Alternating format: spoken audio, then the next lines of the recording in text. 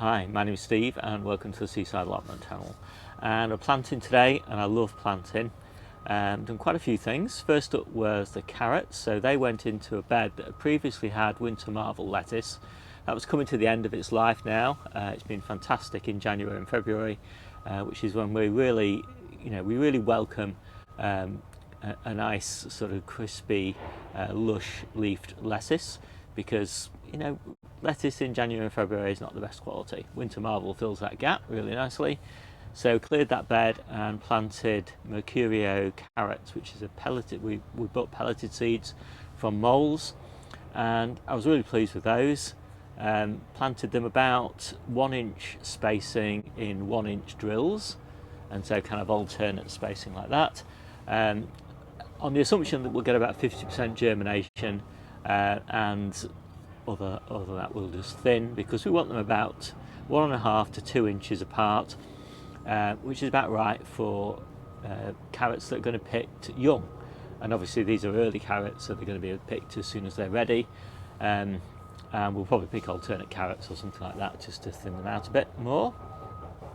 And I've covered that bed with shade cloth just to keep it nice and moist, because we're in for some nice warm sunny weather now for the next week or so, and so keeping the moisture level in the bed high is absolutely key to carrot germination.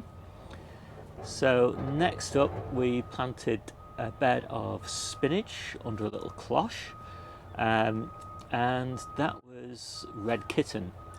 I really like red kitten. I really love the way that it looks and tastes. It's definitely my favourite of the spinaches, and a bit of space left at the end, so I popped in some radishes, and that left me with about 2/3 of a tray of French breakfast radish still to plant. So I popped those in to one of the beds of spring cabbage. Now at the moment there's loads of space in that bed, and so hopefully those radishes will get to maturity before those cabbages sort of take over completely.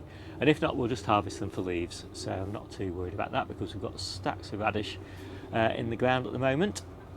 And in fact we just finished harvesting our first bed of radish. The ones that we sowed in November, planted towards the end of November, and started harvesting in February.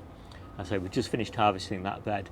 The next batch of radish are in the polytunnel, and they are about a week away, and then we'll move on to the one that I planted about a week ago, and then this batch comes next. And basically that's the way it goes with radish.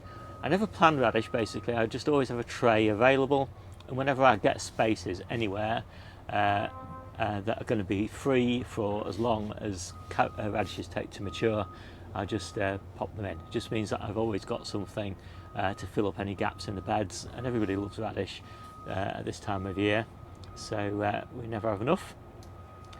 So next up, just filled some gaps in the lettuce beds. So I've got about half a dozen lettuces left over from planting the polytunnel bed, which is down here next to me, and so I thought I'll just use those up, just filling gaps up. So that was nice. And then it was the mange tout peas. Now this is my second succession of mange tout peas. I'm really mainly only sowing mange tout this year. I am going to put one small bed of peas in for pods, but mange tout are just so, they're just so much more productive, because you obviously can eat the whole thing.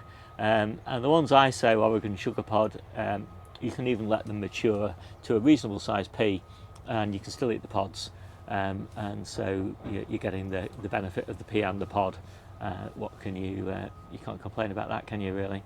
I am sowing alderman peas for shoots as well, quite a lot of those, so quite a lot of peas. Anyway, back to successions. So the first succession went in the back of one of the coal frames. They're looking great now, actually. They're about this sort of tall, ready to put some little sticks in, just hold them at the back of the coal frame. And then in about a month's time they'll be really big by then, flopping all over the place, and ready to be trained up supports as soon as the cold frame top comes off. But I like doing it that way because it means basically as soon as it's warm enough, as I said, probably about the middle of April, cold frame top comes off and you've got really big peas by then, and you just tie them in to the frame and then they just romp away, and you get really early peas that way.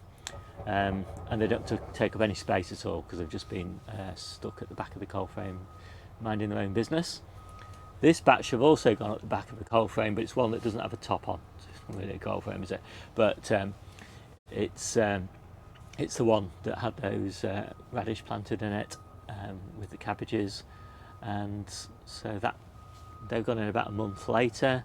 Because they're only protected with fleece rather than plastic, they'll mature probably about 4 weeks later than the first batch, and I'll probably sow in a couple of days' time the next batch, and then that'll probably be it for me for peas, because there'll just be so many other things to eat.